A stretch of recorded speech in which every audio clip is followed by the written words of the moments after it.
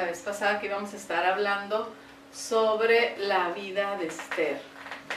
En el pueblo de Israel, en estas fechas, un poquito más adelante, se celebra una festividad que se llama Purim, que es con base en el libro de Esther, cuando se instituyó esta fiesta. Y aunque no son de las 7 fiestas que están ordenadas por Yahweh en su palabra, en la Torah, esta es una fiesta muy importante porque nos habla de una liberación que el Padre hizo de su pueblo. Y pues precisamente estamos hablando en este contexto que Saúl nos hablaba ahorita, de Amalek, y de cómo siempre el enemigo ha querido destruir al pueblo de Israel, porque si no hay pueblo de Israel, pues no hay Mesías, ¿verdad? Y si no hay Mesías, pues no hay redención, no hay salvación, no hay nada. Entonces nosotros tenemos que entender que nuestra vida está, y la vida de todas las naciones, y el futuro de todas las naciones está directamente conectado a lo que suceda en Israel.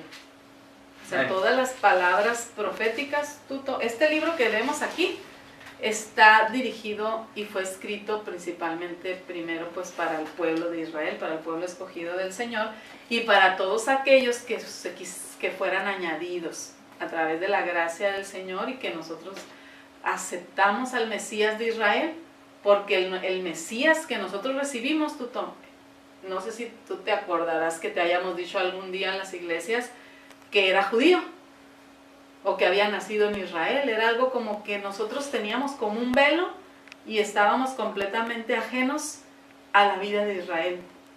Estábamos ajenos a la cultura de nuestro Mesías, estábamos ajenos a la vida de él en el tiempo que él nació en esa nación de Israel. Porque el Padre así le plació elegir a esa nación para a partir de ahí bendecir a todas las naciones de la tierra a través de el Mesías Yeshua. En esa promesa que le dio a Abraham, ¿se acuerdan? Que en su descendencia iban a ser bendecidas todas las familias de la tierra. En su descendencia, pues a través del Mesías de Israel, ¿verdad? Y de todos sus hijos, que somos nosotros, que lo recibimos, y que entonces ahora Él nos ha hecho que seamos luz a las naciones. Así como les dijo, ¿se acuerdan cuando hablamos de que fue una de las cosas que Yahweh como propósito le dio a la nación de Israel, que iban a ser luz para todas las naciones? Y que eso mismo Yeshua nos dijo a nosotros, a su pueblo, ¿verdad? Nuestra misión es ser una luz en medio de la oscuridad, ser luz a través del Mesías que habita en nosotros, que es la luz del mundo. Entonces, ayer que Saúl estaba hablando con nosotros acerca de la historia de Amalek, cómo fue que persiguió esta tribu al pueblo de Israel cuando iba saliendo de Egipto, y cómo Yahweh le declaró ahora sí que guerra constante de generación en generación en contra de Amalek, que era una tribu que estaba ahí y que atacó a Israel por la retaguardia, o sea, los atacó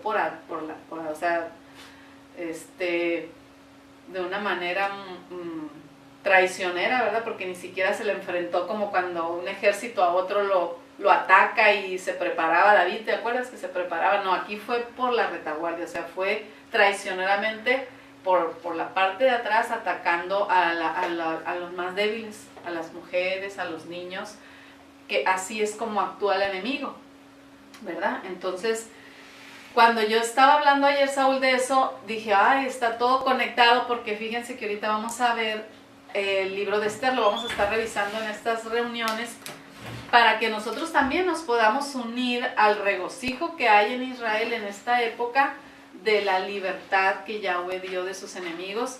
Y es para nosotros. ¿Por qué nosotros lo vamos a celebrar? Porque nosotros celebramos la victoria, celebramos el poder de Yahweh en nuestras vidas también, de cómo nos liberta de los planes del maligno y cómo Él deshace los planes del maligno para actuar a favor de sus hijos y darnos libertad. Amén.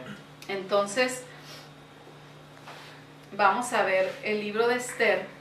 Esther significa en hebreo Mirto, que viene siendo el nombre de Adasa. Nosotros lo conocemos como Esther, ¿verdad? Pero en el hebreo el nombre de Esther es Adasa, que significa Mirto, pero también hablan los estudiosos del hebreo que significa me ocultaré. Una de las cosas que podemos ver en el libro de Esther, Tuto, que son como 9 capítulos, ¿verdad? Creo. 9 o 10 capítulos, es que no se menciona para nada el nombre de Dios, el nombre de Yahweh, de ninguna forma, ¿eh? No se le dice el Shaddai, Dios. Adonai, Dios, Yahweh, no aparece en el libro de Esther. Por eso es que cuando se decidió cuáles libros iban a formar parte de estos 66 libros, había como que dudas, ¿verdad?, entre los que estaban estudiando qué libros eran los que se iban a integrar a estos 66 libros, porque decían, ¿cómo vamos a incluir un libro que no menciona el nombre de nuestro Elohim, de Yahweh, de Dios, ¿verdad? ¿Cómo lo vamos a incluir? Pero entonces, conforme estudiaban la historia de este rollo que se encontró, pues fue que ellos dijeron, es que ahí está, o sea, está ahí oculto, aunque el nombre no está, pero está presente en cada uno de los capítulos y del desarrollo de toda la historia que nos narran aquí en el libro de Esther. Entonces, una de las cosas importantes que tenemos que ver y que aprendemos del libro de Esther es que nos recuerda que todos tenemos un propósito en Yahweh y que Él nos va a posicionar en lugares donde Él necesita que estemos con el propósito de cumplir los planes que Él tiene, no tan solamente para ti, sino para las demás personas. Entonces, cada uno de nosotros está posicionado, fuimos puestos ahorita en este momento, estamos en un lugar en la tierra, ¿verdad? Posicionados en algún lugar que Yahweh nos fue llevando para llegar a estar ahí, ¿verdad? Siempre y cuando pues sea de acuerdo a su voluntad, ¿verdad? Si andas haciendo lo malo, pues Yahweh no te puso allá, ¿verdad? Pero hablando de los lugares donde estamos, en el trabajo, en la escuela, con ese grupo de compañeros que tocó estar, tú no los escogiste, ¿verdad? A esos maestros, a esos compañeros. Yahweh nos posiciona en lugares porque quiere que cumplamos sus propósitos y quiere usarnos de una manera especial para hacer luz en el lugar donde nosotros estemos y ser bendición a la gente con la que Él nos puso que nos encontremos.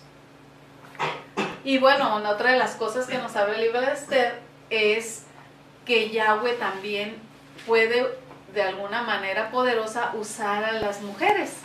Casi siempre nosotros hemos visto, ¿verdad? Hablamos de Noé, hablamos de, a ver, díganme otros héroes de la fe. David. De David, ¿quién más?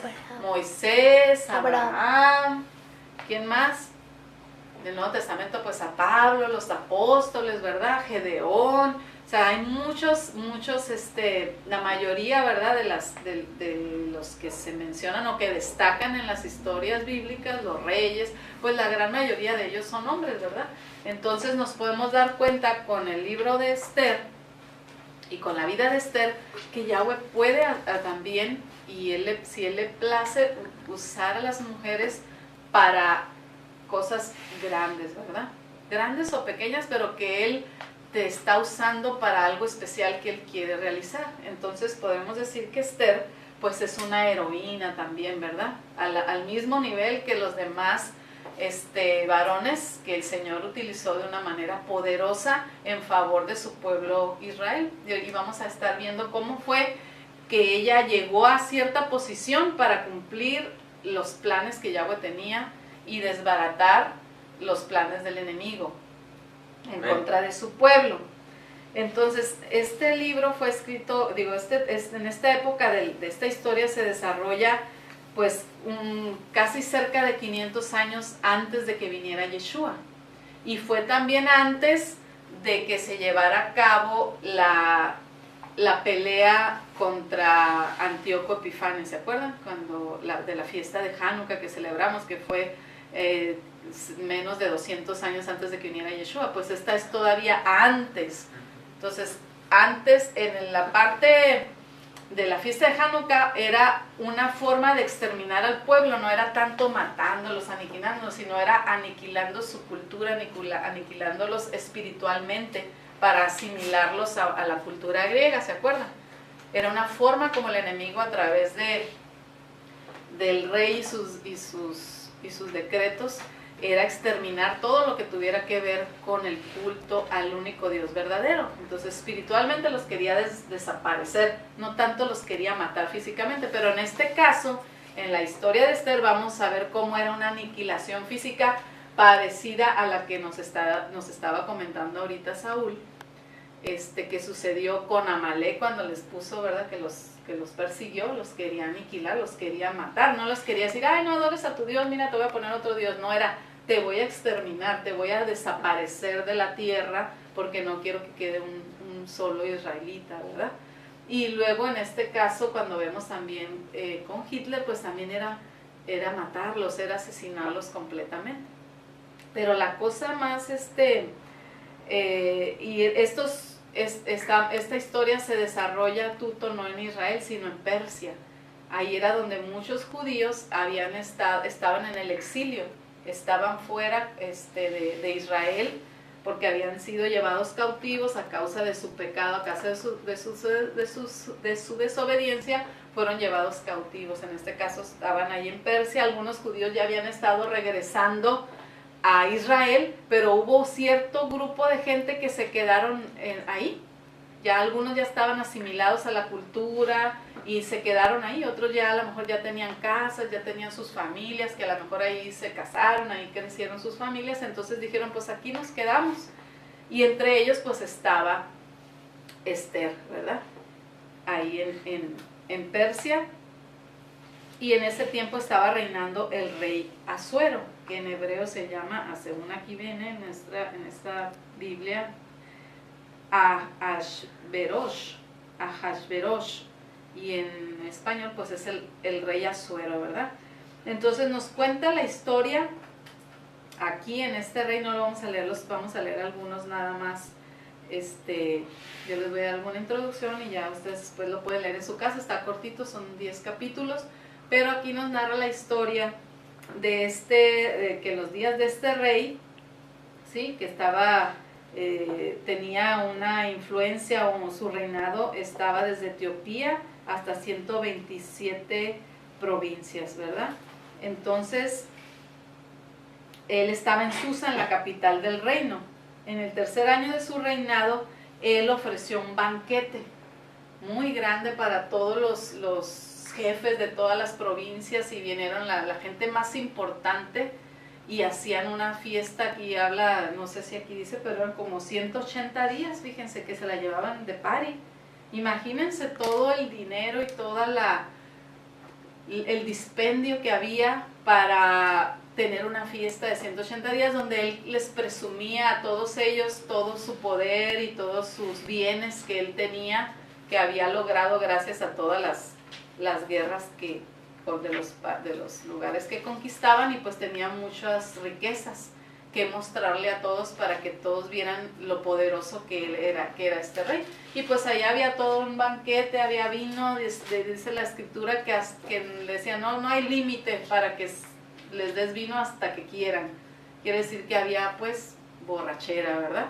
Porque ellos podían tomar todo lo que querían y estaban ahí. Entonces en ese momento, ya cuando estaban todos bien alegres, pues al rey dijo, pues ¿qué es lo que me falta demostrarles a ellos? Pues es a la reina, ¿verdad? Que la reina venga, y manda a llamar a la reina. Y ahorita vamos a leer, agarren ustedes la lectura vamos a leer del 1, del 10 al 12. Vamos a estar leyendo así nada más pequeñas porciones, y yo les voy a estar platicando algunas cosas. Hoy vamos a tener nada más una introducción, y la próxima sesión vamos a ver un poquito más sobre la vida de Esther. Entonces vamos a ver del 1, del 10 al 12. ¿Quién lo lee? Yo.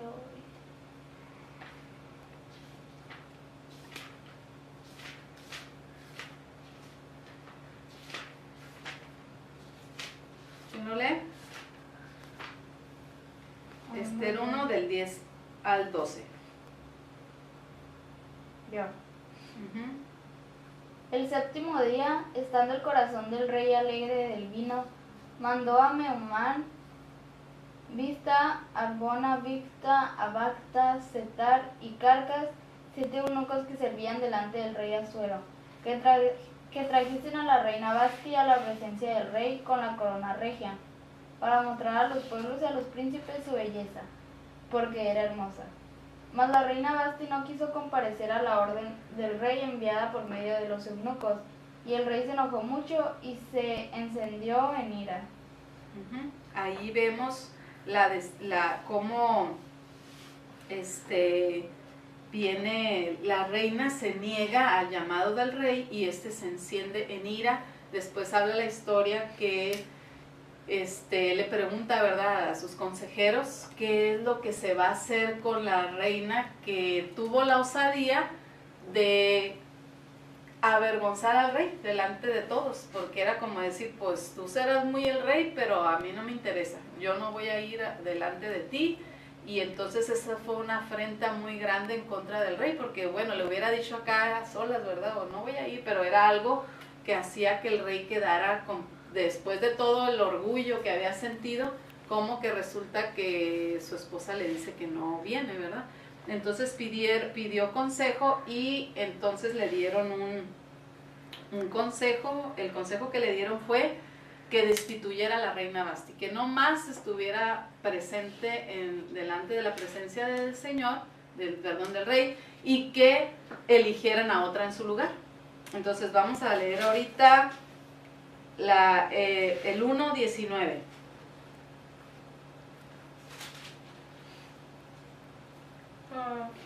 Por lo tanto, si le parece bien a su majestad, emita un decreto real, el cual se inscribirá con carácter irrevocable en las leyes de Persia y Media, que Vasti nunca vuelva a presentarse ante su majestad y que el título de reina se le otorgue a otra mejor que ella.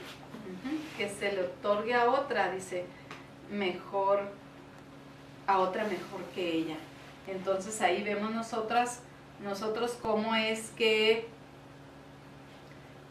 ese acuerdo se llega, ¿verdad? Ese decreto al rey le parece bien y entonces él queda satisfecho y dice, bueno, está bien, vamos a hacer eso, ¿verdad? Ahí se hace un paréntesis en la historia para mostrarnos cómo, acuérdense que aquí no va a aparecer el nombre de Yahweh, ¿verdad? Pero podemos ver su mano actuando siempre en cada una de las cosas que vamos a ir viendo, cómo la mano de Yahweh está preparando todos los sucesos para finalmente bendecir a su pueblo y defenderlo de sus enemigos. Amén. Vamos a leer Ester, una de las características de Ester es que ella era huérfana. Sí, nos hablan ahí en la historia que ella era huérfana, fruto de padre y de madre. Y cuando murieron sus padres, su tío Mardoqueo la adopta como su hija y él la enseña, ¿verdad? La cría, pues, ¿verdad? La educa a ella. Entonces ella siempre tenía como pariente, ¿verdad? Y como consejero a Mardoqueo. Entonces vamos a ver aquí cómo Mardoqueo salva la vida al rey. Vamos a ver el 2 del 22 al 23. Hay una conspiración que hacen unos hombres ahí en contra del rey y vemos cómo Mardoqueo evita que el rey sea asesinado. Vamos a leer el 2, 22, 23. Cuando Mardoqueo entendió esto, lo denunció a la reina Ester. Y Ester le dijo al rey en nombre de Mardoqueo. Se hizo investigación del asunto y fue hallado cierto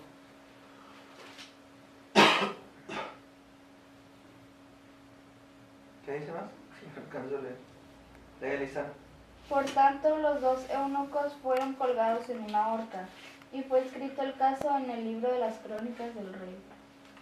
Aquí vemos cómo se hace un paréntesis en la historia para decirnos, para introducir en este caso a Mardoqueo, hablarnos un poquito acerca del tío de Esther y decirnos cómo él está atento, ¿verdad?, de lo que está sucediendo en el reino y logra que se descubre una conspiración en contra del rey y lo comunica a Esther y entonces se evita que el rey sea asesinado.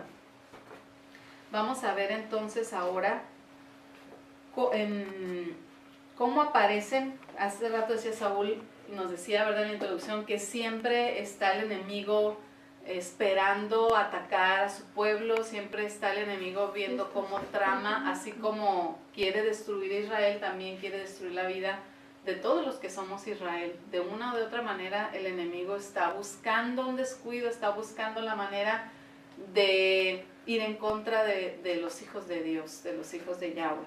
Y siempre cuando parece que todo está bien, de repente va a no saber por dónde está surgiendo el enemigo para hacerte caer o para querer destruir tu vida. Y vamos a ver cómo aparecen los enemigos de Israel. Nos vamos a ir al capítulo 3, del 1 al 10. Fíjate que este se brinca del 2 hasta el 5. ¿Yo puedo leer? Sí, 3 del 1 al 10. Dice: Después de estas cosas, el rey Asuero engrandeció a Amán, hijo de Hamedata, Agageo, y lo honró, y puso su silla sobre todos los príncipes que estaban con él. Y todos los siervos del rey que estaban a la puerta del rey se arrodillaban y se inclinaban ante Amán, porque así lo había mandado el rey. Pero Mardoqueo ni se arrodillaba ni se humillaba. Y los siervos del rey que estaban a la puerta preguntaron a Mardoqueo: ¿por qué traspasas el mandamiento del rey? Aconteció que hablándole cada día de esta manera y no escuchándolos él, lo denunciaron a Amán, para ver si Mardoqueo se mantendría firme en su dicho, porque ya él les había declarado que era judío. Y vio a Amán que Mardoqueo ni se arrodillaba ni se humillaba delante de él, y se llenó de ira. Pero tuvo en poco poner mano en Mardoqueo solamente, pues ya le habían declarado cuál era el pueblo de Mardoqueo, y procuró Amán destruir a todos los judíos que había en el reino de Asuero, al pueblo de Mardoqueo. En el mes primero, que es el mes de Nisán, en el año 12º del rey Asuero, fue echada Pur, esto es la suerte, delante de Amán, suerte para cada día y cada mes del año. Y salió el mes 12º, que es el mes de Adar. Y dijo Amán el rey Asuero: hay un pueblo esparcido y distribuido entre los pueblos en todas las provincias de tu reino, y sus leyes son diferentes de las de todo pueblo. No guardan las leyes del rey, y al rey nada le beneficia el dejarlos vivir. Si place el rey, decrete que sean destruidos, y yo pesaré 10,000 talentos de plata a los que manejan la hacienda, para que sean traídos a los tesoros del rey.